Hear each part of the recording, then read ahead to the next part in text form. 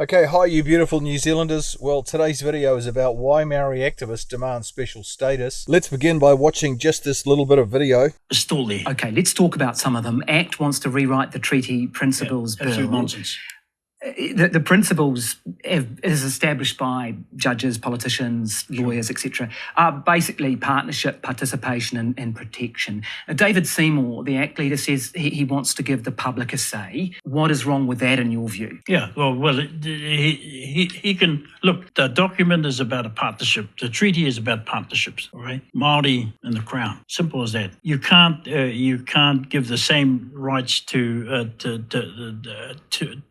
an immigrant to this country that has been long entrenched not only in law but in our history since 1840. So while Seymour tries to... Let's unpack that for a second. Sure. Sorry, because you drifted off, but what I heard was you can't give the same rights to an immigrant to New Zealand, as opposed to someone who's indigenous to New Zealand. Is that what you're saying? No, because what Seymour was saying is that actually every other New Zealander has the same rights as Maori. Yes, that's a nonsense. So what's in this video? In this video I'm going to explain how there are 160 cultures living in New Zealand. Among all these cultures, Maori demands special elevated status. Now I've always wanted to know, why do they think they're so special? What is it? What are they going on about? They see themselves as deserving special rights not afforded other citizens. Well, why?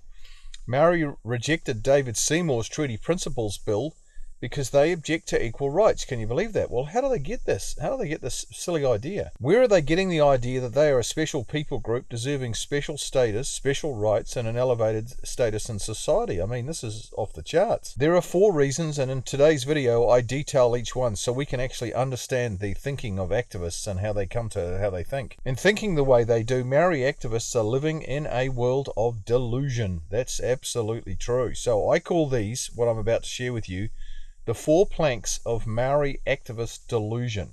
Watch. Well, the first plank that Maori fly on, their delusional plank, is that now they claim that they are indigenous. Well, Maori are not indigenous, we know that. The Cambridge Dictionary defines indigenous like this: the people who originally lived in a place rather than people who moved there from somewhere else. Well, unquote. Look at that dictionary definition. This is the correct bona fide definition. Some definitions online have been corrupted, saying things like, quote, inhabiting or existing in a land from the earliest times or from before the arrival of colonists. Now, the type in yellow identifies the corruption. That little bit in yellow has been added by left-wing extremists into the internet. So you just don't believe everything you see online, whatever you do. But the Cambridge Dictionary is reliable and it gives you the right definition. So theories are various about where Maori came from when they arrived here. There's lots of theories about that. What is not disputed is that they came from somewhere else. Nobody disputes that. Therefore, Maori are not indigenous. To get around the fact that they came from somewhere else, activists have subtly redefined the word indigenous, saying things like, quote, well, we were first here, therefore we are indigenous. We were the first to discover New Zealand, so this country belongs to us. We are therefore superior to everyone else. This is the kind of things they say. So how should we reply? Well, Maori are not first here. There is strong evidence that other cultures were here before them. To view just one example, Google John Aldworth, evidence of an earlier culture living in New Zealand. And there's lots of books being written about this topic. For example, Forbidden History and so on. They're great books. So Maori can't fly their flag on that one at all. So what's the conclusion? The argument put forward by Maori activists today is that they are indigenous. For this reason, they say they deserve special rights and privileges and an elevated status in society. So we must strongly reject their argument because they are not indigenous. Their thinking is delusional, fantasy. Yet many Kiwis don't question on this, they just believe what they say. Well, there's a second reason why Maori demand to be treated with special status and privilege in our society, and why they reject equal status with everyone else. Now, this is interesting. They claim that they did not cede sovereignty in the treaty. When one cedes sovereignty, one gives up the right completely to govern the country. We know that. This is what the chiefs did in 1840. In the description of this video, there's a document called 10 Proofs that Maori ceded sovereignty. I want you to please download this document and read it carefully. Really study it because it's very, very helpful, and this is the key to undoing all this activist nonsense. When Maori ceded sovereignty, all the resources, seen and unseen, were handed over to the British to be managed and governed by them. That's what ceding sovereignty means. Via the treaty, the British agreed to protect Maori property rights with respect to their land, dwellings and property. Now that's in Article 2, Sentence 1 of the treaty. It's the same today. The government manages all the resources of New Zealand, seen and unseen, on behalf of all citizens of this country. Is that not true? So what about private property? Well, the government protects the rights of its citizens to own land, dwellings and property. Exactly the same in 2024. Maori, however, they claim they did not cede sovereignty. From this they claim that they have the right to govern New Zealand. By this they mean all the people and all the resources. The problem they have is that they can't produce any proof that they did not cede sovereignty. You know that? They have no proof. They only have opinions. That's all they go on. They just say they didn't cede, and we're expected just to believe them. You know, a lot of Kiwis just get sucked in and just take it all in. But no, they don't have any proofs. They just have opinions. You know what? Nonetheless, they claim that because they didn't cede sovereignty, New Zealand was stolen from Maori. That's what they say. Number 2, they say all non-Maori are just visitors here, if you like, on a visitor's visa. That's what they say. Number 3, all the resources of New Zealand, both seen and unseen, belong to Maori because they really didn't give permission for the British to take over. That's what they say. And number 4, they want New Zealand back. If you put 1, 2, and 3 together, they say, man, we want this country back, which is what they're gunning for by 2040. So, this is why Maori demand to be treated with special status and privilege in our society, and why they reject the idea of equal status with everyone else. Can you see how it works? See this? That's how it works. Well, there's a third reason why activist Maori demand special status and privilege. It's not just the first two, there's another one here. They claim the treaty is a partnership between Maori and the Crown. Now, you've heard this a lot. They talk about it. Well, what are we to make of this? The idea that the treaty is a partnership blossomed from a throwaway comment made by Justice Robin Cook in 1987. There's Robin Cook on the right. He said the treaty is akin to a partnership. It's just a throwaway line. He did not say it was a partnership, nor was it a partnership. Nonetheless, activists seized on this comment by Cook. You know what? They've milked it for all it's worth. They've absolutely thrashed it. And they've ballooned it way out of shape into something it was never ever said. Once again, by thinking that the treaty is a partnership, Maori activists have drifted further into their delusional little world. Well, how so? First, as I have said, Justice Cook didn't say the treaty was a partnership. Well, how can we know that for sure? How can we know for absolutely certain that he didn't say that? Well, another judge, Justice Anthony Willey, there he is on the right, completed a detailed analysis of the 77 pages of notes of the court case when Cook said the treaty was akin to a partnership.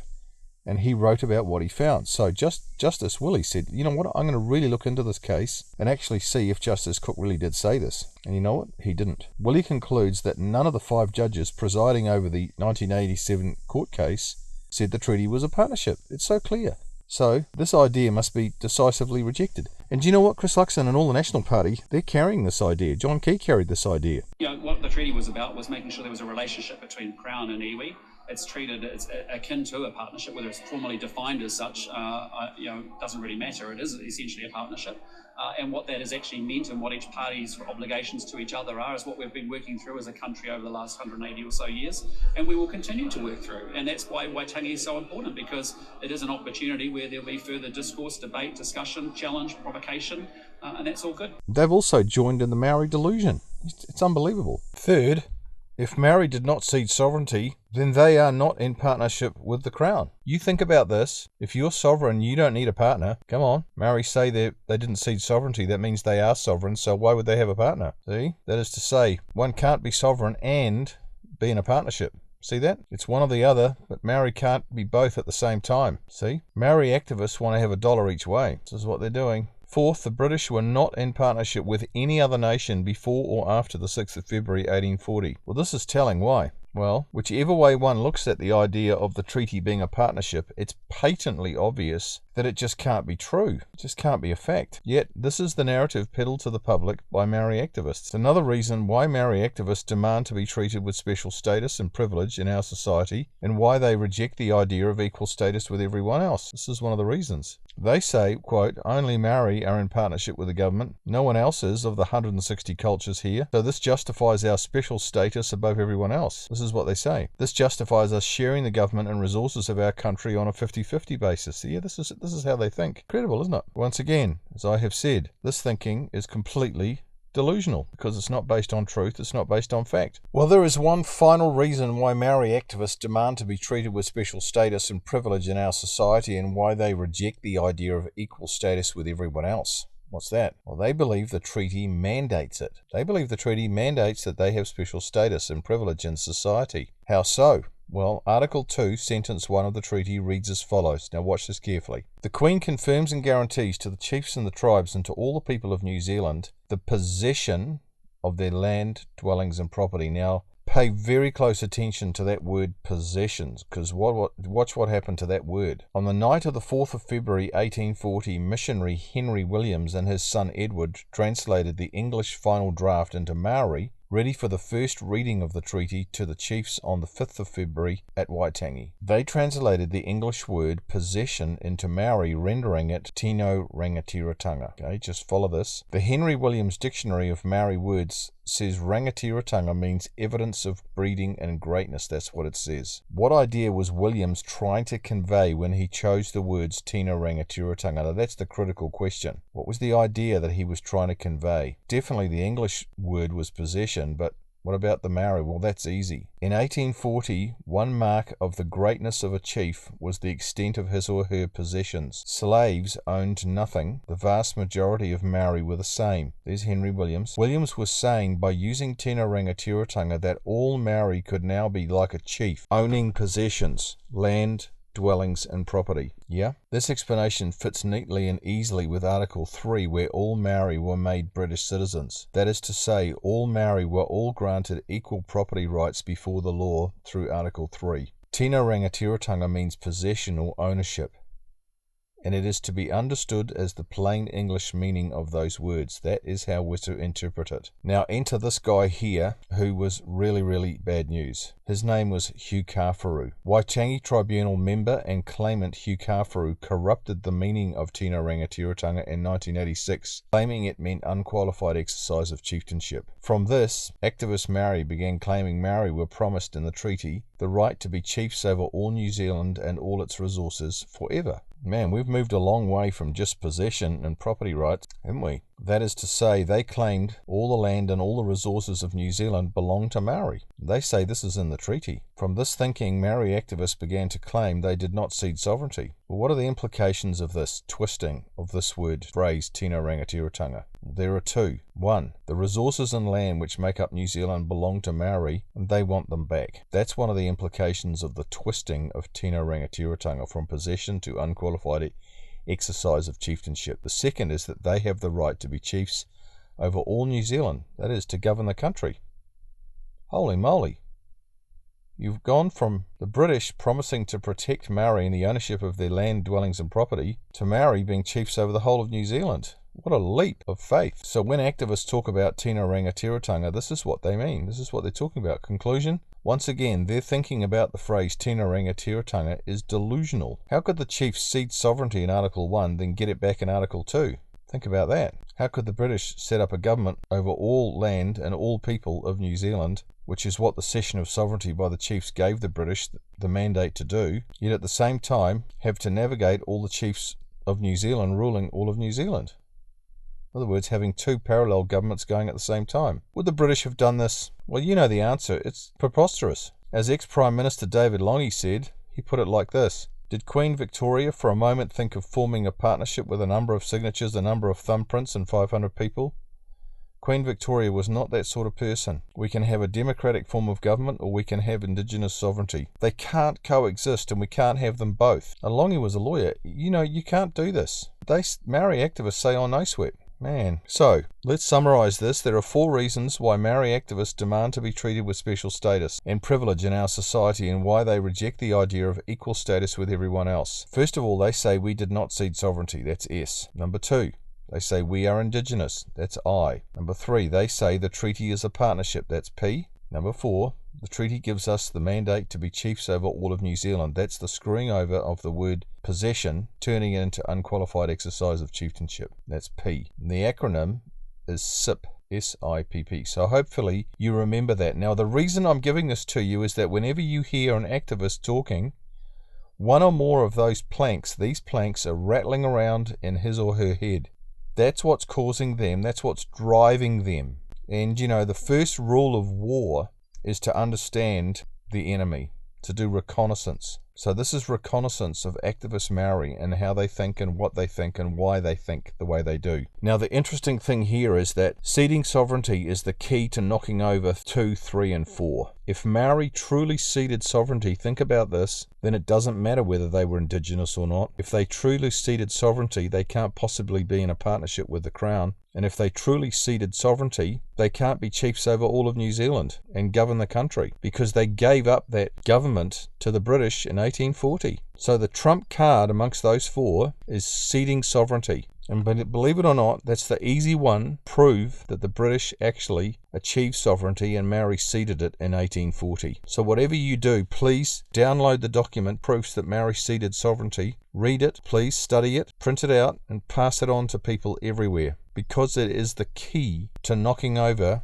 this ridiculous, stupid nonsense that's being spoken out by activists all over New Zealand, and the narrative that's being pushed by the media and even politicians to justify things like co-governance and the Maorification of New Zealand. And you know what? This fully explains why Maori demands special status in New Zealand. SIPP. There you go. Okay guys, that's enough for today's video. Thank you so much for watching. Don't forget to keep getting our business cards out. Here they are.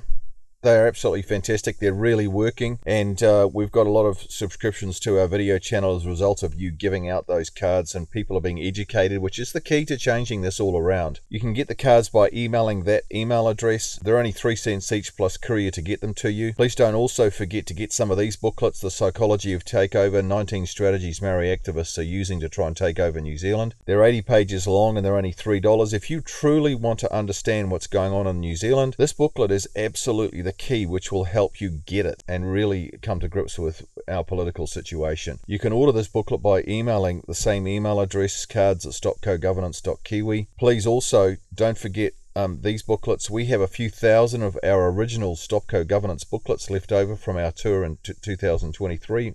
Remember these? We printed 550,000 of these, or a few thousand left over. We only reached about 1/3 of the households in the whole of the country with these booklets, so there's a lot of people who actually haven't seen these, and if they get them twice, well, that's okay. So please get these out. All you need to do is pay for the courier to get them to you, and we'll just give them to you for free. All right, you can order these by emailing the same email address again. We've also got a Save Our Beaches brochure. Remember MACA, the Marine and Coastal Act brochure, which alerts people to the loss of our beaches. The text is written by Graham Adams, who's a fantastic author. These are now free as well. All you need to do is pay for the courier to get them to you. You can order this brochure by emailing the same email address. And finally, our bumper stickers. Oh my goodness, these are great. New Zealand's identity is under threat. The reason we put these together is because, you know what, we need to start reaffirming our identity as New Zealanders. So first, activists have and are still trying to change the name of New Zealand to Aotearoa, and we must oppose this. Second, Maori sovereignty flags are appearing more and more all over the place, so we've printed some awesome bumper stickers. Look at this. They measure 21 centimeters by 6.5 centimeters, so you can just go out to your car and see where they'll fit on the bumper sticker on the back window. They're $3 each plus courier and packaging. You can order these bumper stickers by emailing the same email address. Alright, as usual, please like, comment, subscribe, share this video. Particularly thank you for those who are chipping in financially. This is a huge help to keep us afloat, keep us going. It's awesome. Alright, you guys are amazing. We're a great big team. We're getting there. See you next time.